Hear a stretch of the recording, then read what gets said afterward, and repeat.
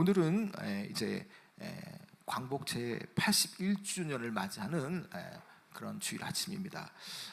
여러분, 이 81주년 광복절, 그런데 광복절과 나라가 세워진 걸 분명히 다르다는 거죠.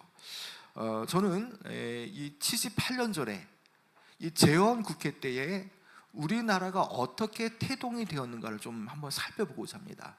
여러분, 전 세계적으로 국가를 세울 때에 그 국가를 세운다는 것은 곧 법이 세워지는 거죠. 그러니까 모든 나라마다 법이 세워지는 재헌, 그런 국회, 의회, 그런 것이 다 있습니다. 근데 우리나라는 재헌 국회라고 하는 48년 5월 31일 날, 바로 그 날에, 나라가 세워지는 그 날에 가장 먼저 이 대한민국은 놀랍게도 기도로 나라를 세웠다는 거죠. 1948년 5월 31일 대한민국 재헌 국회가 처음 문을 열던 날에 임시 의장석에 있던 이분께서 계획을 선포하기 전에 이렇게 말했습니다. 종교, 사상, 무엇을 가지고 있든지 누구나 오늘 당해 가지고 사람의 힘으로 된 것이라고 우리가 자랑할 수 없을 것입니다. 이렇게 말을 하면서 운을 떼고 나서 한 사람의 이름을 지명하는데요, 그 사람은 바로 이윤영 국회의원입니다. 이윤영 국회의원은 목사님이자 국회의원이죠. 자, 이윤영 의원 나오셔서 간단한 말씀으로 하나님에게 기도를 올려주시기 바랍니다. 그렇게 말을 하면서 기도가 시작되면서 대한민국이 건국된 거죠. 나라가 세워진 거죠.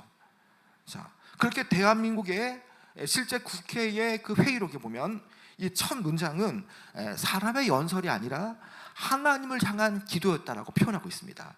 여러분, 그림 1번을 보면요, 자, 이 재헌 국회 때에 이윤영 국회의원의 기도가 이렇게 있습니다. 뭐 다 길기 때문에 수록할 수 없고요, 발췌문만 좀 가져왔는데요, 기도는 이렇게 시작됩니다.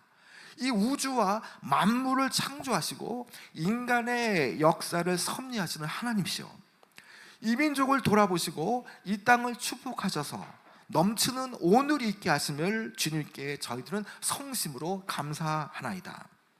여러분, 저는 오늘 이 기도와 또 느헤미야와 그 마음을 좀 함께 좀 같이 나누고자 합니다.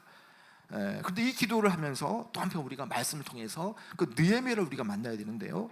자, 느헤미야, 이 느헤미야라는 사람은 수상궁에 있는 관리입니다. 아주 이 수상궁이라는 곳과 이 이스라엘은 아주 먼 거리에 있죠.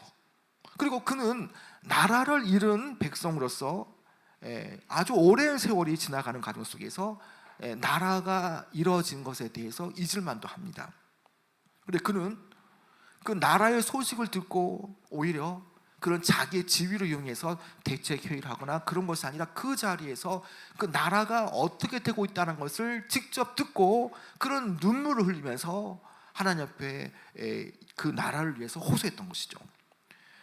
여러분, 오늘 저는 여러 가지 말씀을 할 수 있겠지만 아주 중요한 한 문장을 좀 나누고 싶습니다. 이스라엘의 해방을 우리가 알지 않습니까? 해방은 그 바벨론의 포로를 끌려가서 그리고 바사 제국의 고레스 왕을 통해서 다시금 귀환하게 하는 그 해방은 하나님이 주셨습니다. 그러나 그곳에서 돌아간 사람들은 해방이 되었지만 재건을 위해서, 그 나라를 위해서 울면서 나라를 세워갔다는 거죠.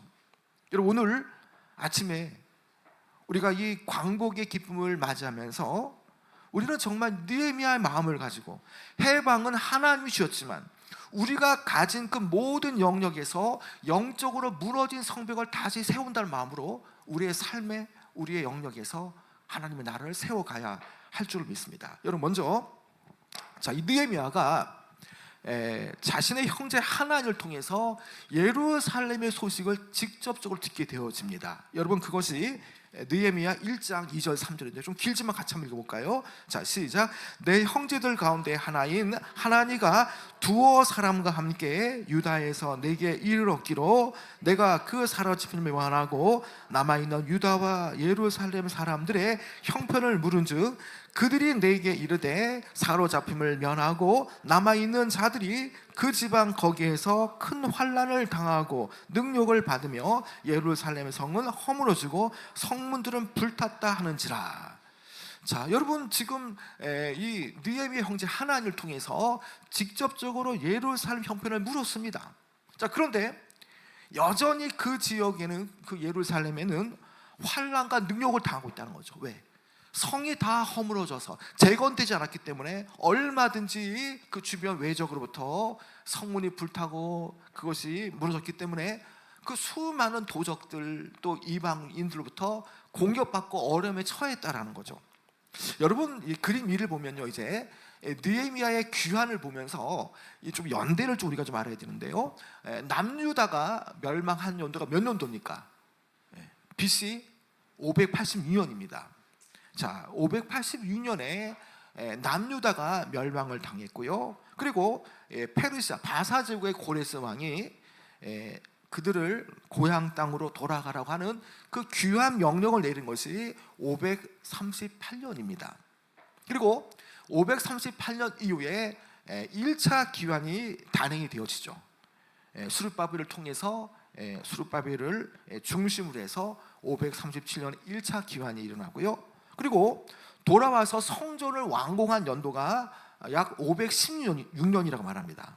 그리고 에스라의 2차 기환이 458년이라고 말하거든요. 물론 이것이 약간의 차이가 분명히 있을 겁니다.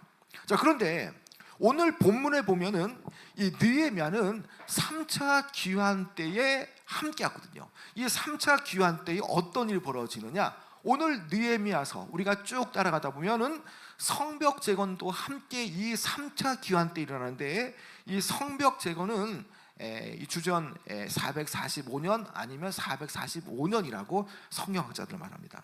그러니까 그들이 해방을 맞이해서 그들이 고향 땅으로 돌아간 그 연도와, 그리고 느헤미야가 지금 이 소식을 듣고 그 예루살렘의 그 고통을 알고 된 그 연도는 약 100년가량의 차이가 난다는 거죠.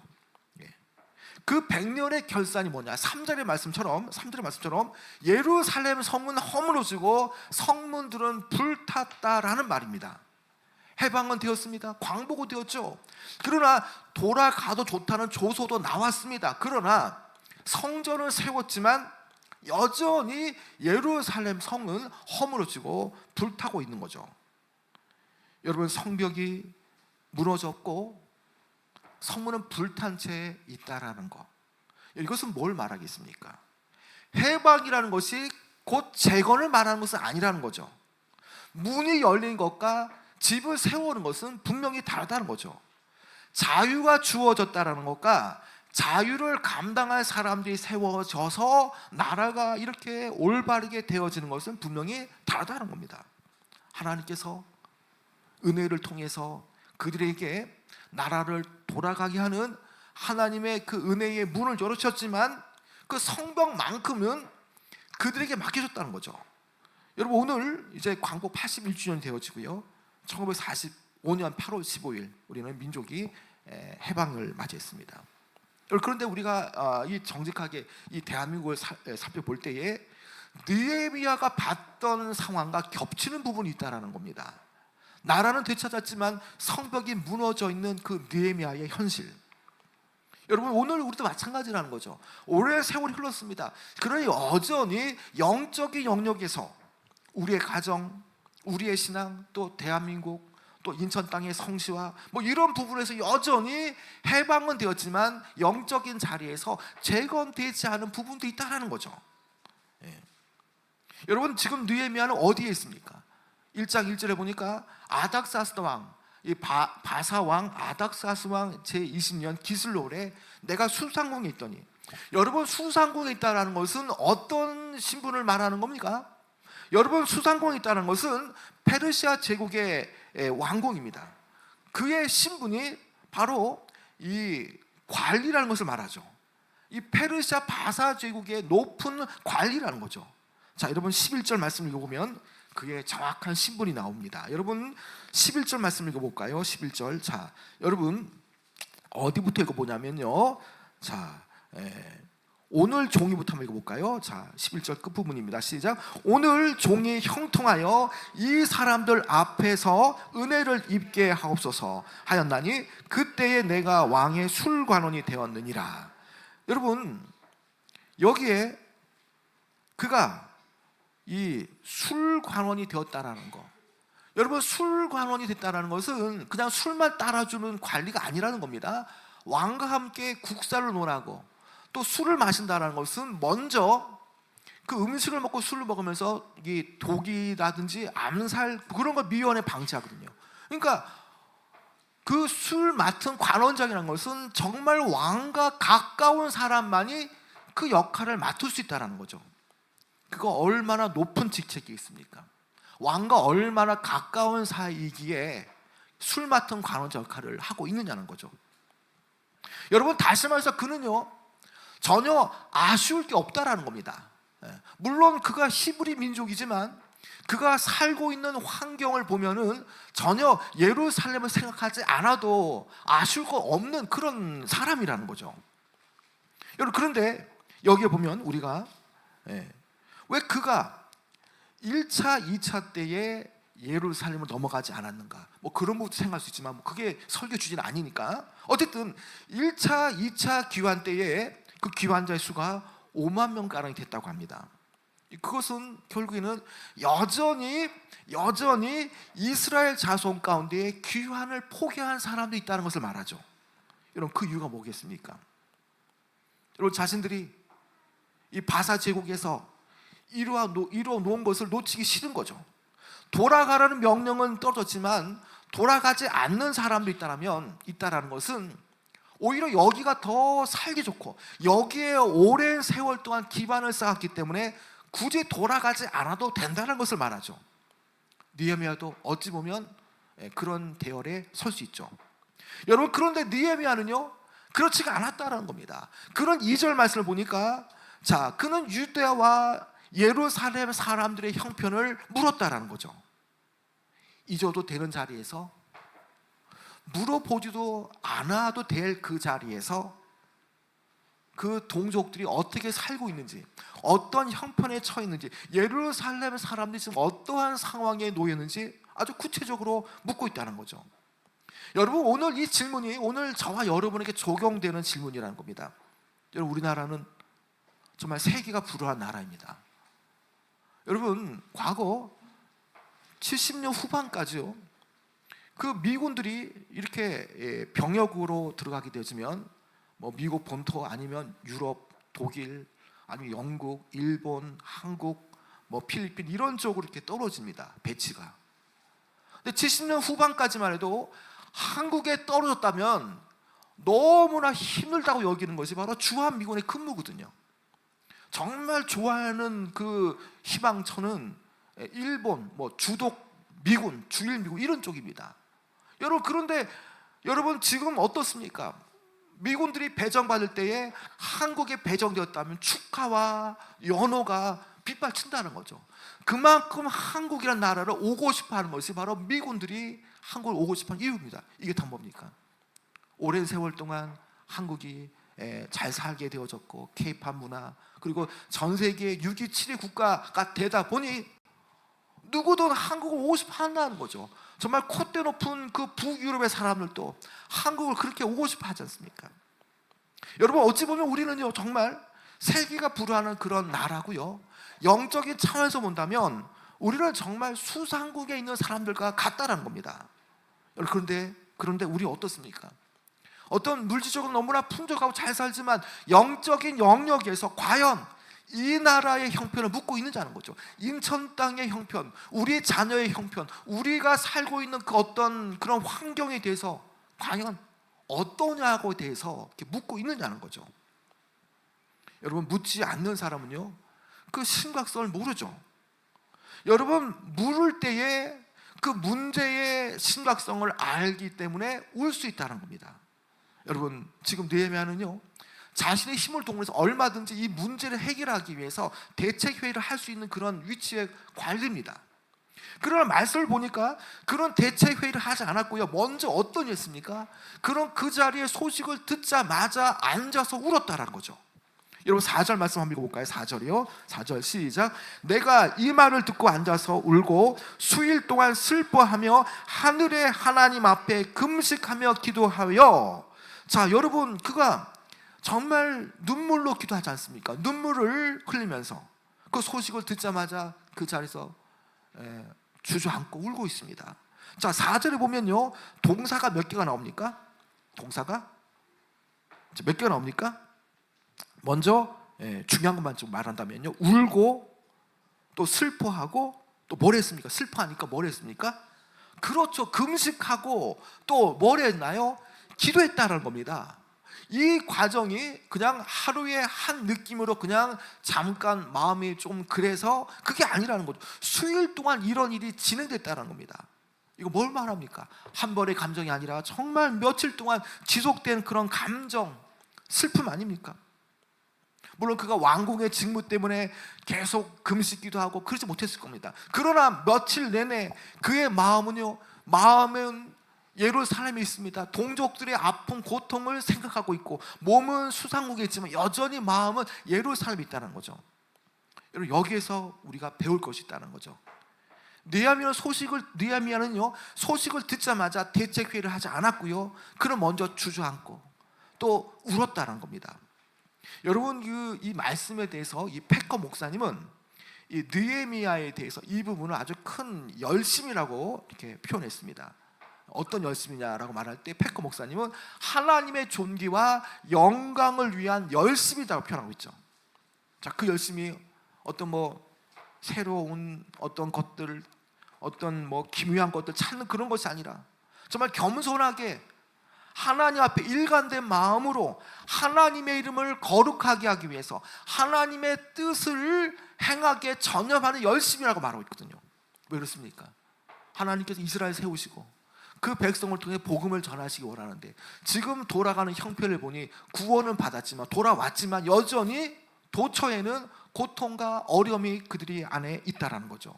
그러니까 하나님께서 그들을 돌보지만 그들은 어떤 식으로도 해야 할 몫을 해야 되는데 하지 못한다라는 거. 그러니까 하나님의 열심, 하나님의 거룩함이 더 드러야 되지만 멈춰진 상태라는 거죠. 여러분, 느헤미야가 울고 있는 것은요, 어떤 성벽 자체가 무너졌기 때문에 우는 것은 아니죠. 왜 그렇습니까? 성벽이라는 것은요, 그 성벽 안에 하나님의 그 거룩하신 이름이 거기에 걸렸기 때문이죠. 이스라엘을 보면은 하나님을 생각합니다. 수많은 이방 민족은 이스라엘 생각하면 그들과 함께 하시는 하나님을 생각하죠. 그런데 수많은 이방인들이 성도 하나 못 세우냐라고 하나님을 조소하고 있는 그런 형국도 되어지고 있죠. 그렇기 때문에 하나님의 어미하신 이름, 하나님의 이름을 위해서 성벽을 재건해야 되기 때문에 그는 울고 있다는 거죠. 여러분, 광복절에 우리가 흘려야 할 눈물은요, 바로 이런 눈물일 겁니다. 하나님께서 이 나라에게 자유를 주셔서 또 6.25 전쟁 때 가장 고통받는 그런 순간이었지만 이렇게 잘 살게 하셔서 가장 잘 사는 나라가 되게 하셔서 세계에 복음을 전파하는 그 역사, 우리가 이 과정 속에서 잘 살지만 여전히 잘 사는 가운데 영적인 영역에서 과연 하나님의 이름이 영광을 받고 있는가를 생각해 봐야 한다는 거죠. 여러분, 느헤미야는요, 지금 이 현상에 대해서 어떤 외부의 탓을 하지 않습니다.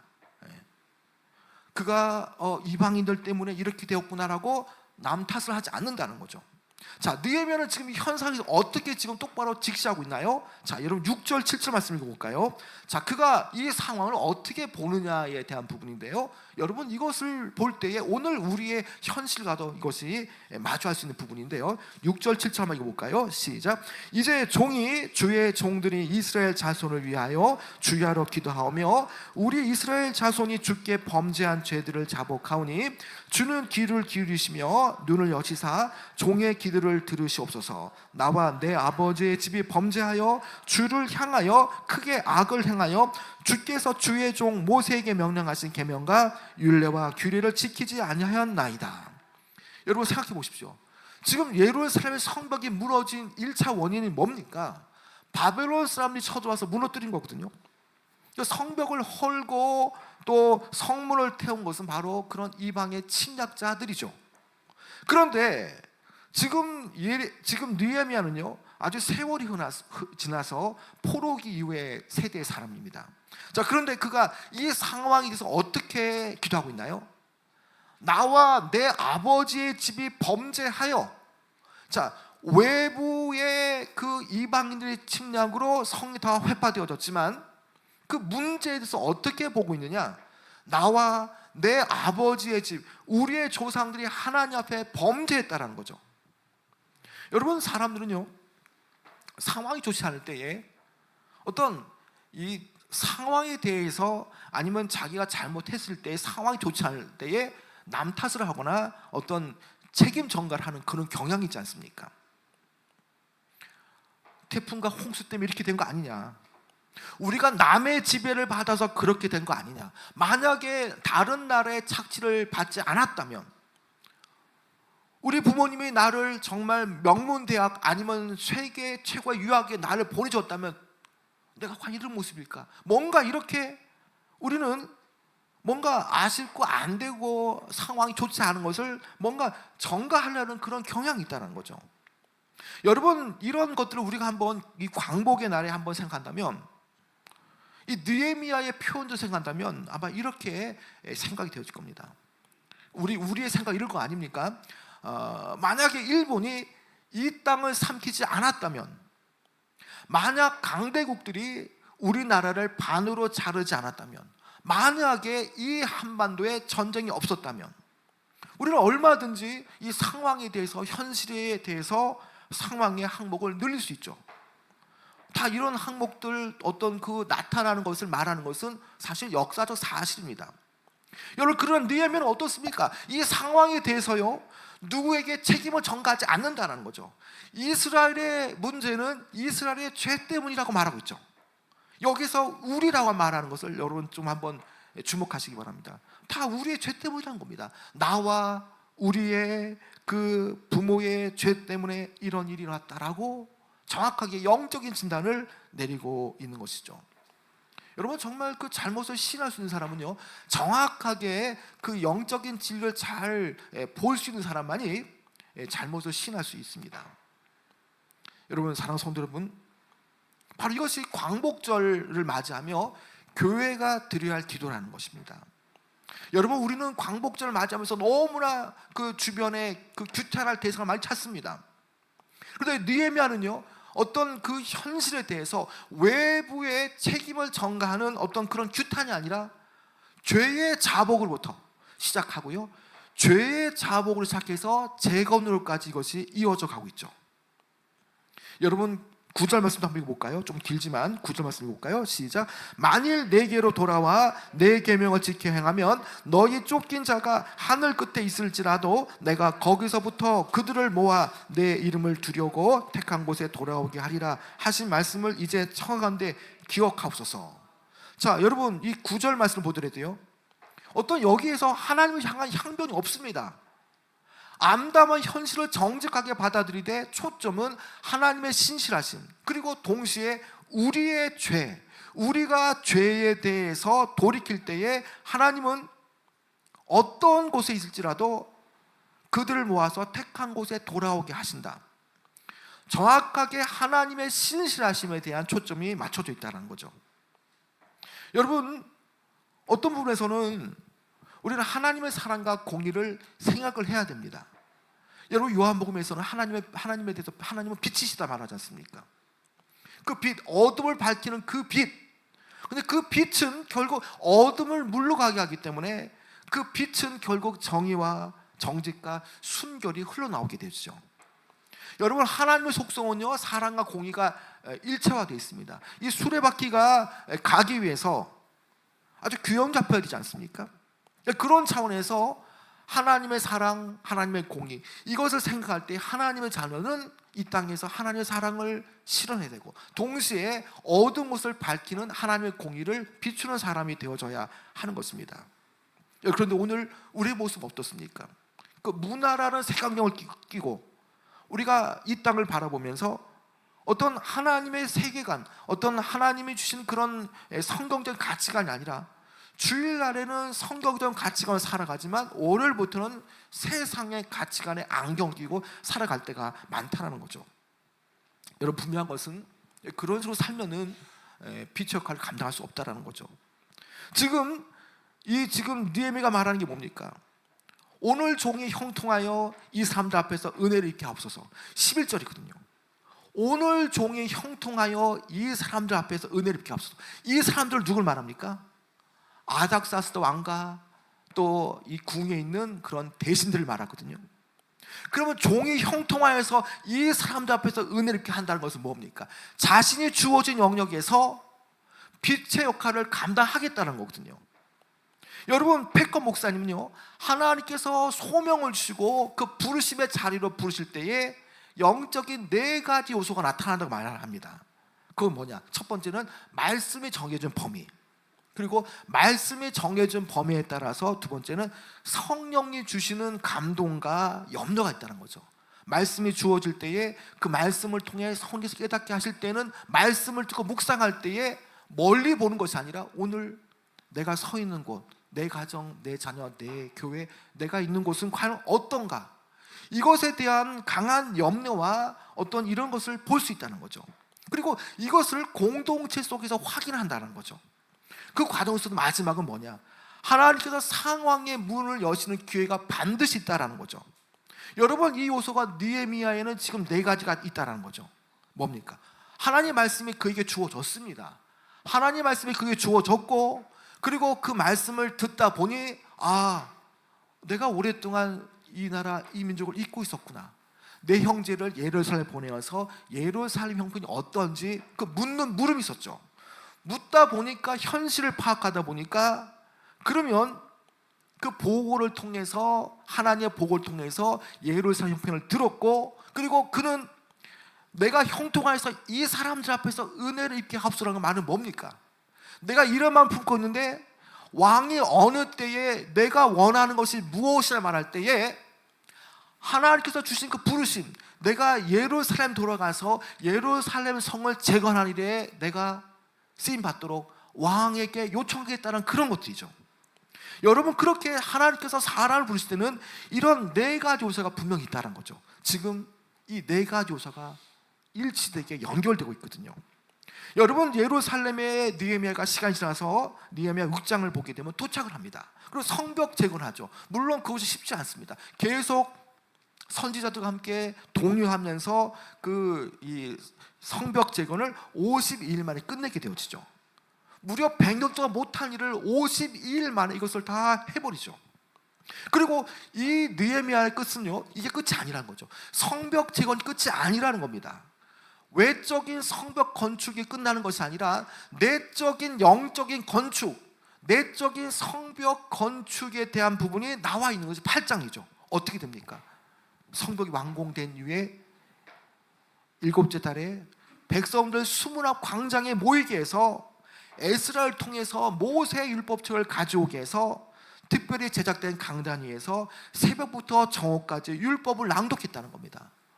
그 수문 앞 광장에 수많은 사람들이 그 정오부터, 새벽부터 정오까지 얼마나 이 많은 시간입니까? 그들이 말씀을 듣고자 그들이 전혀 움직임 없이 그 말씀을 계속 듣고 그들이 회개하면서 그렇게 살겠다고 다짐했다는 겁니다.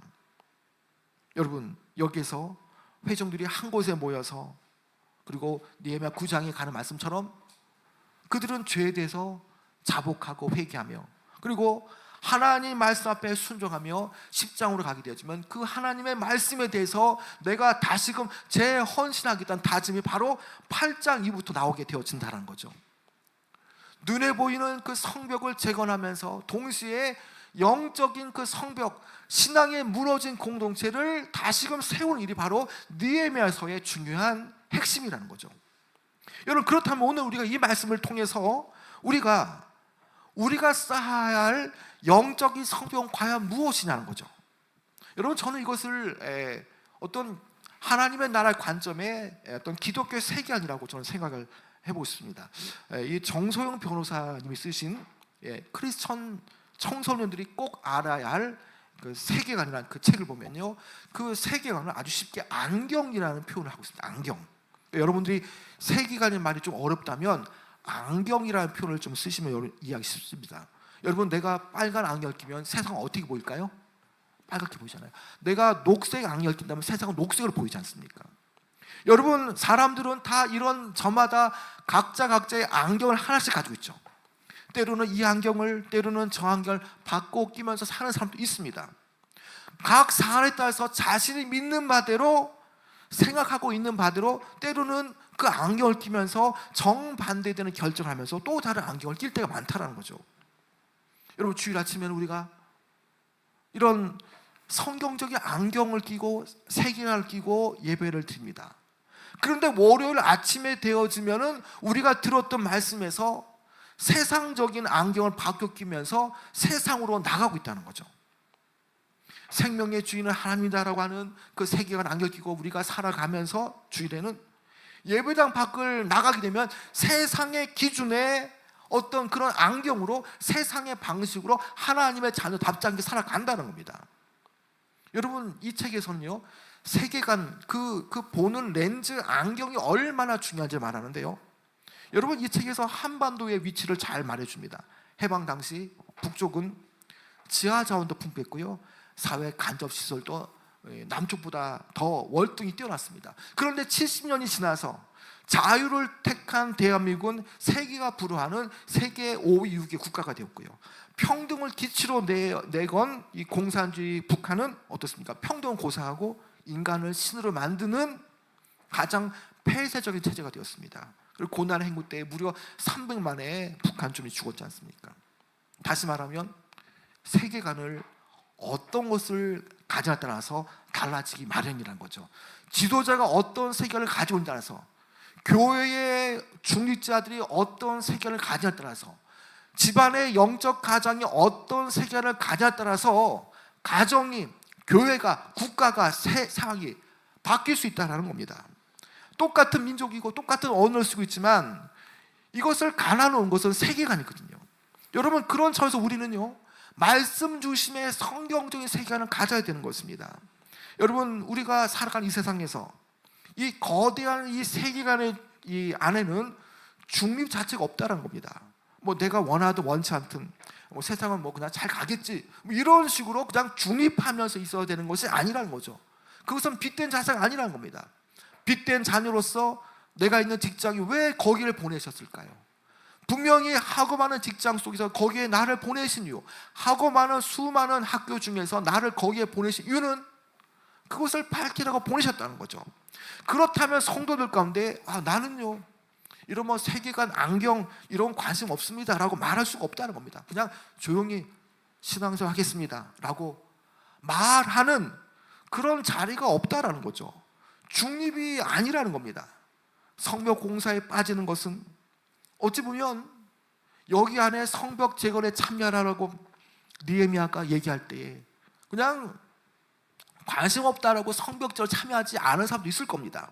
중요한 것은 관심 없다는 것은 또 한편으로 이것은 성벽이 무너진 채로 동의하는 것과 같다는 거죠. 오늘 저는 이것을 좀 나누고 싶습니다. 여러분, 오늘 우리에게 필요한 성경적인 세계관은 뭐겠습니까? 첫째는 생명 중심의 성경적인 세계관입니다. 여러분, 성경은 생명은 내 것이 아니라 하나님의 것이라 말하죠. 그래서 스스로 생명을 끊는 일들 얼마나 많습니까? 하다가 안 되니까 생명을 끊고, 또 그 아직 커지지 않은 그런 그 어린 그 태아들 그냥 마음대로 하는 그런 부분 있지 않습니까? 여러분, 이것은 생명을 주신 하나님에 대해서 경시하는 태도라는 거죠. 여러분, 인본주의 세계관에서는요, 한 번뿐인 인생 내 마음대로 살아가라고 말합니다. 여러분, 그런 세계관에 우리는 살 수 없습니다. 두 번째는 결혼과 가정입니다. 여러분, 미국이 동성결혼이 합법화되면서, 선진국에서 동성결혼이 합법화되면서 지금 대한민국에 얼마나 많은 동성결혼 또 동성애가 많이 지금 이렇게 회자되고 있습니까? 여러분, 이것은 창조 질서의 문제와 연결되어지거든요. 여러분, 세 번째는 뭡니까? 창세기에 나왔던 에덴에서 선악과를 취하려고 했던 그 인간의 모습, 이거 뭘 우리가 생각해 보겠습니까? 선악과를 먹었다는 것은요, 스스로 선과 악의 절대적인 기준이 되고자 하는 마음이라는 거죠. 여러분, 선과 악의 기준은요, 내가 할 수 있는 게 아니라는 겁니다. 하나님이 주신 그 선은 하나님의 말씀인 것이고, 하나님께서 하지 말라는 것은 그것은 하나님이 원하지 않는 악이라는 거죠. 거기에 내가 토를 달고 내가 선과 악을 재정립할 필요가 없다라는 거죠. 여러분, 오늘 우리에게는요, 이런 어떤 성경적인 세계관을 가지고 우리 살아갈 필요가 있다는 겁니다. 어떤 이런 부분이 예배의 문제고, 또 삶이 예배고 예배가 삶이기 때문에 이것은 우리가 잘 정립해서 살아가야 하는 것이죠. 여러분, 이제 다시금 기도로 돌아갈 텐데, 여러분 다시 한번 기도 1번 그림만 볼까요? 자, 느헤미야의 그 기도와 마음과 이 대한민국이 건국될 때에 이 첫 번째 기도 맞습니다. 그 기도 일세는 부분이 있거든요. 자, 이 중간 부분에 이런 기도가 이제 나옵니다. 이윤영 국회의원이, 하나님이시여, 이로부터 남북이 둘로 갈려진 이 민족의 어려운 고통과 수치를 신원하여 주시고, 우리 민족, 우리 동포가 손을 같이 잡고 웃으며 노래 부르는 날이 우리 앞에 속히 오기를 축원하나이다. 거룩하신 하나님의 뜻에 의지하여 저희들은 성스럽게 택함을 입어 글자 그대로 민족의 대표가 되었습니다. 그러하오니 우리들의 책임이 중차대한 것을 저희들이 느끼고 우리 자신이 진실로 무력한 것을 생각할 때 지와 인과 용과 모든 덕에 근원 되시는 하나님께 이런 요소들을 저희들이 간구하나이다. 이 모든 말씀을 주 예수 그리스도 이름 받들어 기도하옵나이다. 아멘. 여러분, 이것이 바로 재헌 국회 때에 기도로 시작했던 대한민국의 역사라는 겁니다. 여러분, 전 세계에 봐도요, 기도로 나라 세운 나라는 거의 없다라는 겁니다. 우리는 그렇게 말하지 않았지만 이 나라를 건국할 때 느헤미야 같은 그 수많은 기독교 목사님, 장로님들, 그런 국회의원들이 나라를 세울 때에 하나님께 이 나라를 바치겠습니다라는 그 기도로 했다는 거죠. 이것은 어찌 보면 국가 언약이라는 거죠. 대표성을 띠는 국회의원들이 이것을 인정하고 나라 세울 때 하나님께 이 나라를 바치겠습니다는 그 기도를 했다는 거죠. 여러분, 여기에서 놀랍게 대한민국이 이렇게 축복받은 나라, 6.25 때 제일 가난한 나라였지만 지금 전 세계 5위 유기국가가 될 수 있는 이유는 바로 뭐겠습니까? 하나님께 나라를 바치겠습니다. 이 나라가 하나님의 영광을 사는 나라가 되겠습니다. 그 나라가 세울 때 그런 기도를 주께서 바셨기 때문에 이 나라가 이렇게 복된 축복을 누릴 수 있다는 겁니다. 여러분, 그렇다면 이제 이 느헤미야 기도와 이 지금 재헌국회 기도가 일치되는 부분이 있거든요. 여러분, 느헤미야는 이렇게 기도하지 않습니까? 하나님이 누구신지 먼저 기도하지 않습니까? 느헤미야는 하늘의 하나님 여호와 크고 두려우신 하나님이요 시작했습니다. 그런데 이 재헌국회 때에 나라 세울 때 기도는 어떻습니까? 인간의 역사를 섭리하시는 하나님이시요, 역사의 주인이 누군가에서 분명하게 지금 선포하고 있다는 거죠. 여러분, 두 번째는 뭡니까? 느헤미야는요, 자기의 무력함을 고백하지 않습니까? 나와 내 집이 범죄하여. 여러분, 이 이윤영 국회의원의 나라 세울 때 기도가 뭡니까? 우리 자신이 진실로 무력한 것을 생각할 때라 고백하지 않습니까? 셋째는 느헤미야는 회복을 구합니다. 느헤미야는 주께 돌아올 때 주께서 흩어진 자를 모으시고 언약을 붙들었듯이 그렇게 기도하지 않습니까? 이윤영 국회의원의 기도는 이렇게 됩니다. 손을 같이 잡고 웃으며 노래 부를 날을 구합니다. 여러분, 이게 뭡니까? 이 나라 대한민국의 통일과 회복을 말하지 않습니까? 여러분, 그럼 여전히 78년 지났지만 이 나라는 통일되지 않았다는 겁니다. 여전히 이 나라의 영역에서 우리가 해야 할 일이 있다는 거죠. 여러분, 모세는 나라를 세웠습니다. 느헤미야는요, 그 나라를 다시 세운 사람이라는 거죠.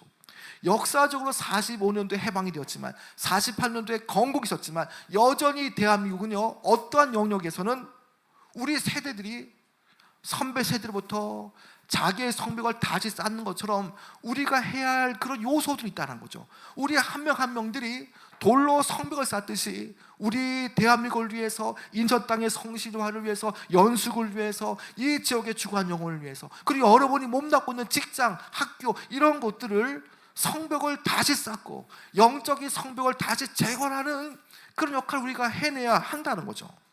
여러분, 그렇다면 여러분 이런 마음을 품으시기 바랍니다. 형편을 물으시기 바랍니다. 느헤미야는 그 마음을 가지기 위해서 먼저 형편을 물었지 않습니까? 이스라엘 형편을 들었습니다. 그리고 그는요, 그 형편을 들었지만 남의 탓을 돌리지 않았습니다. 성벽이 무너진 것이 바빌론 때문이 아니냐라고 말하지 않았다는 거죠. 남 탓을 하지 않았다는 겁니다. 오히려 이 현상에 대해서 우리의 죄입니다, 그 죄의 자복을 했다는 거죠. 우리는 광복절만 되면 우리는 늘 규탄의 목록이 끊이지 않습니다. 저 나라 때문에 우리가 그렇게 된 거 아니냐.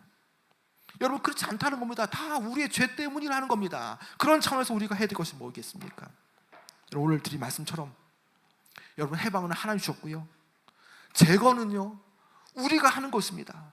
하나님의 말씀 앞에 깨어 각성된 사람이 이 현실을 보고 내가 있는 가정, 내 자녀를 보고 마음 아파하고 여러분 성격 순을 통해서 내 자녀가 바뀌어질 거 생각하면서 기도하면서 울 수 있는 그런 마음이 바꿀 수 있는 거죠. 가정을, 국가를, 직장을, 학교를 바꾸는 것, 바로 우리의 손에 있다는 것입니다.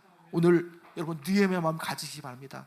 형편을 알고 남 탓을 할 것이 아니라 이 광복절 앞에 우리가 우리의 죄입니다, 우리가 바로 서기에 하나님 도와주시고 이 나라 이제 우리가 다시 한번 재건하기 위해서 영적인 영역에서 우리를 사용하시고, 특별히 세움교 통해서 연수구의 성시화를 위해서 우리를 통해서 송도의 많은 기업들이 바뀌어질 수 있도록 우리가 기도하며, 우리가 섬기고 있는 그 인천공항에 우리를 통해서 하나님 바뀌어지기 원합니다. 그런 기도, 연수구에 있는 모든 학교에 있는 우리 학생들이 변화되어서 학교를 바꿀 수 우리가 나가야 한다는 것입니다. 오늘 이 말씀 붙잡고 믿음으로 나가시는 귀한 여러분 되어지기 축원합니다.